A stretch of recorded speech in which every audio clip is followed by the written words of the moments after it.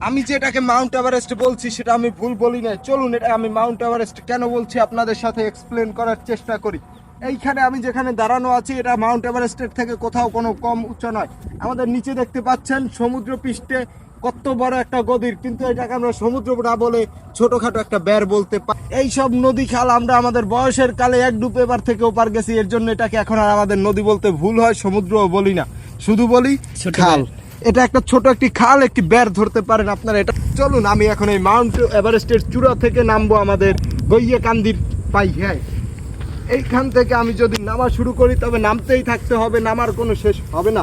এখান থেকে নামতে আমাদের কম করে হলেও 3 ঘন্টা সময় লাগবে, কিন্তু এটাকে আমি শর্টকাট করে 1 মিনিটে নেমে যাওয়ার চেষ্টা করব। ক্যামেরাম্যান তুমি অতীব সাবধানে আসবে, কারণ তোমার হাতে আমার লক্ষ টাকার ফোন। এই যে আমি যেরকম নামতে গিয়ে ঠ্যাং স্যাঁচড়াইয়ে পড়ে যাওয়া ধরছি, আপনারাও সাবধানে থাকবেন, না হয় আপনারাও নামতে যেয়ে ঠ্যাং স্যাঁচড়াইয়ে পড়ে যাইতে পারেন। দেখেন গাইস, আমরা কিন্তু নামতে নামতে এখন একদম মাউন্ট এভারেস্টের নিচে নেমে এসেছি। এখানে এসেই আমরা কিছু ডাইনোসরের জুতা দেখতে পাচ্ছি। দেখাও দর্শকদের ডাইনোসরের জুতাগুলোকে। কোথায় জানি মরক পচা মারা, কুত্তা মারা না গরু মারা বাজ্য রয়েছে, আর গন্ধে আমরা টেকতে পারতে আসি না। এখান দিয়ে আনিয়ে স্যার ত্যাগ করতে হইবে। জোরজারের কানা কোনা আমনেগুলো গিয়ে এক্সপ্লেন করি, আপনারা কি হরেন জানি না। কানায় সাবস্ক্রাইবার বাটন আছে, বাটন পাশাই লাতি মারেন।